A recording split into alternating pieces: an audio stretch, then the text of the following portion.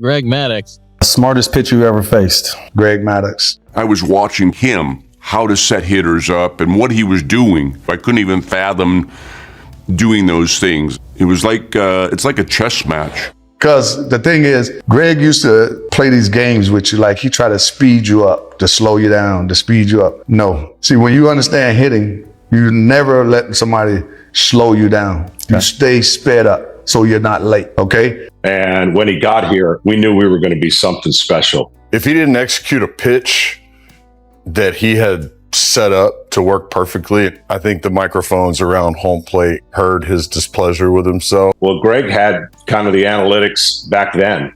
And for Tommy and myself and Greg, we all three were different. I used to see the umpires do a double take thinking, is he yelling at me or is he yelling at himself? He taught me how to have a great year. He taught me how to not be so obsessed with the outcome. I would just say that you wouldn't think that he's a pitcher, and that's okay because I don't look athletic. I'm just tall, you know. I mean, everybody thinks I play basketball, but I've always admired how he's pitched because it was the opposite of me. And he said, ride the wave as long as you can. And I was able to do that in ways that I probably would have never been able to do. I'm Randy Johnson, and I don't pitch like Greg Maddux. It seems like the world is falling in on Maddux. Everything he does is wrong at this point. Look at him. He's out there dominating. Maddux taught me how to be in a position to be my best version of myself. Greg Maddux was pitching that day, and he'd been told before the game that if he doesn't win, he's going back to the minor leagues. He was the guy who could see through the cards. He had x-ray vision. He could tell what was coming. Just watch this guy work and you just shake your head. It felt to me like a David Copperfield thing where you would just go out and go, how's he doing this? Like, how is he doing this? Every time you get a chance to watch this guy, you're watching one of the best pitchers who ever played this game. There was not very many people like him in the history of the game. Everybody kind of watched him pitch. You know, it was the Maddux factor. The way he pitched, he just made really good hitters look bad, and he didn't have to throw 95 to do that. He was like a little runt, but you're like, damn, he's good at everything. Barry Bonds hit more home runs than any human being in the history of baseball. Pitchers feared him. Entire game plans were built around avoiding him. But when someone asked Bonds to name the toughest pitcher he ever faced, he did not hesitate. He named a man who threw 84 miles per hour. A man who weighed 170 pounds. A man who, by every physical measurement, had no business dominating the sport. His name was Greg Maddux, and what the greatest hitters in baseball said about him will genuinely surprise you. To understand why Greg Maddux terrified hitters, you first need to understand what the 1990s looked like in Major League Baseball. This was the steroid era. Hitters were bigger, stronger, and more dangerous than at any point in the history of the sport. Home run records were being broken every few seasons. Earned run averages across the league were climbing year after year. Power was everything. And then there was Maddux, 6 feet tall, 170 pounds. A fastball that averaged 84 miles per hour. Numbers that, on paper, belonged to a pitcher who should have been sent back to the minor leagues. But Leo Mazzone, the Atlanta Braves pitching coach who worked alongside Maddux for 11 years, saw something that statistics could not capture. He is so smart, he makes everything so simple, Mazzone said. He always told me, when you can throw your fastball where you want, when you want, it is amazing how smart you can be. He is the smartest pitcher I have ever seen. He is the greatest pitcher I have ever seen. He can hit a target like no pitcher I have ever seen, and like no pitcher I ever will see. Here is a detail that tells you everything. Every January, after nearly 3 months without throwing a baseball, Greg and his brother Mike would meet to prepare for spring training. Mike would get into a catcher's crouch. Greg would wind up and throw, and he would hit the glove every single time. Not warming up, not stretching. First throw of the offseason. Perfect location. That level of control was not a skill. It was something closer to a language only he could speak. Most pitchers think one pitch at a time. The good ones think one at bat at a time. Greg Maddux thought in innings. John Smoltz pitched alongside Maddux as part of the famous Atlanta Braves rotation for over a decade. Both men are in the Baseball Hall of Fame. Smoltz watched Maddux work from the dugout, from the bullpen, and from golf courses where the two spent hours talking about nothing but baseball. And after everything he witnessed, Smoltz arrived at a conclusion that sounds simple but carries enormous weight. He understood the game better than anyone who has played it, Smoltz said. That understanding showed up in ways that looked almost impossible. Before games, Maddux would watch a hitter take a single practice swing and tell teammates exactly what that hitter was going to be looking for that night. Not a guess, a read. Based on the angle of the swing, the position of the hands, the stride length, he could identify what pitch the batter was sitting on before the first inning even began. But the most unsettling part was what he did with that information. On the Barstool Sports podcast, Pardon My Take, Maddux revealed a strategy that no pitcher had ever openly admitted to using. He was asked whether he had ever intentionally allowed a hitter to succeed against him. There are times where you try to have the hitter have some success off you, Maddux said, so you know he will be sitting on them the rest of the year. Read that again. He would allow a home run in April so that the same hitter would be hunting for that same pitch in September, when it mattered. And then that pitch would never come. It was not pitching. It was something closer to a long-running trap. Dante Bichette was one of the most dangerous hitters of the 1990s. Todd Helton is a Hall of Famer. When the Colorado Rockies faced Greg Maddux, both men walked back to the dugout after going hitless and had a conversation that made it into print. Bichette recalled it this way: "I was talking to Todd Helton after we both were 0 for 2.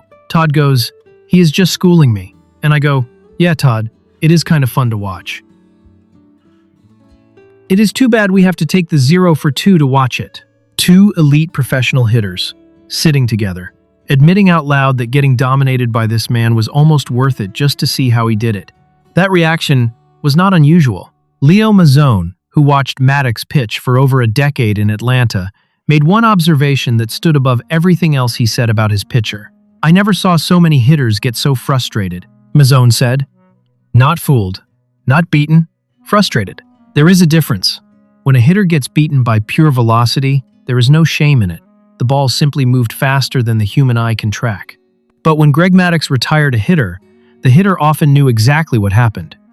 He knew he had been outthought. He knew the pitcher had read him, set a trap, and he had walked directly into it with full awareness and no ability to stop it. That is a specific kind of frustration that players almost never admit to publicly, which is why what Barry Bonds said about Maddux carries so much weight. No pitcher faced Barry Bonds more times than Greg Maddux. 154 plate appearances across their careers, the most between any pitcher and any hitter across both of their time in the sport. In August 2024, MLB Network released a documentary called One of a Kind about Maddux's career. The most talked about segment featured Bonds and Maddux separately watching the same at-bat from 1,998 on a tablet and explaining in real time exactly what they were thinking during each pitch. Two baseball minds, both considered among the most intelligent to ever play the game, decoding the same moment from opposite sides. What made it remarkable was not the analysis. It was the mutual respect underneath every word. In July 2023, Bonds appeared on the R2C2 podcast, hosted by CC Sabathia and Ryan Ruocco. When asked about the toughest pitchers he ever faced, Bonds gave a long list of left-handed arms who gave him trouble. And then he separated one name from everyone else. "The best technician pitcher was Greg Maddux," Bonds said. "Maddux was the best technician. Greg Maddux knew the philosophy of hitting. At the same time, I understood the philosophy of pitching. As he matured, he was probably the best technician type of pitcher I faced." And then Bonds added something that explained why Maddux was so difficult in a way that pure statistics never could. "If you are not patient enough, he will bury you fast. It will frustrate you enough to make you have a bad day." Now consider this. Bonds hit 8 home runs off Maddux across their careers. But between 1,999 and 2007, spanning 8 full seasons, Maddux allowed Bonds exactly one more home run. One. He studied every at-bat they shared, identified the moment Bonds had gotten the better of him, and made sure the same pitch, in the same location, never appeared again. The man who hit the most home runs in history was being managed like a database entry. If Greg Maddux was the opposite of everything a dominant pitcher was supposed to look like, then Randy Johnson was the original. 6 feet 10 inches tall, a fastball that touched 100 miles per hour. Hitters would visibly flinch stepping into the box against him. He won 5 Cy Young Awards. He threw a perfect game, He is widely considered one of the most physically imposing pitchers in the history of the sport. In 1998, Johnson and the Houston Astros faced Maddux and the Atlanta Braves in a direct matchup. Johnson won the game, striking out 10. He was dominant. And then he walked out to speak with the media and said this: "Greg Maddux is probably the best pitcher in all of baseball. He is much more intelligent than I am because he does not have a 95 or 98 mile per hour fastball. I would tell any pitcher who wants to be successful to watch him because he is the true definition of a pitcher." The man who had just beaten Maddux on that particular night stood in front of reporters and told the world to study Maddux as the standard. That does not happen in professional sports. Athletes at that level do not publicly point to a competitor and say, "Watch that man, not me." But Johnson understood something that the average fan often missed. Throwing hard is a gift. Pitching is a skill. And nobody had ever turned that skill into a weapon the way Greg Maddux had. Outside the white lines, Greg Maddux was a different person entirely. Fellow pitcher David Wells had a nickname for him that captured the contradiction perfectly. "I call him the silent scumbag," Wells said. "You would perceive him to be Einstein because he is quiet and he is always sitting there at his locker with a crossword puzzle. But he has got a silent sickness to him. Those quiet guys are the ones you have to watch out for." Hall of Fame third baseman Chipper Jones learned this firsthand during his early years with the Braves. After Jones delivered a big hit to win a game, Maddux approached him in the team showers and asked, with what appeared to be complete sincerity, to walk through the at-bat in detail. Jones, still a young player and genuinely excited that a legend wanted to hear his thought process, began explaining every decision he made. He was fully engaged. He was flattered. The teammates standing nearby began to laugh quietly among themselves. Jones looked down. Maddux was relieving himself on his leg. "He is Greg Maddux," Jones said afterward, "so I cannot knock him out." General Manager Jim Hendry once offered a more serious observation beneath all the stories. "He was so helpful to so many players, but would never take credit for helping anybody," Hendry said. "He is one of a kind." Greg Maddux pitched for 23 years. He won 355 games. He won 4 consecutive Cy Young Awards, a record that has never been matched. He won 18 Gold Gloves, the most of any player at any position in the history of Major League Baseball. He was inducted into the Hall of Fame in 2014 with 97.2% of the vote.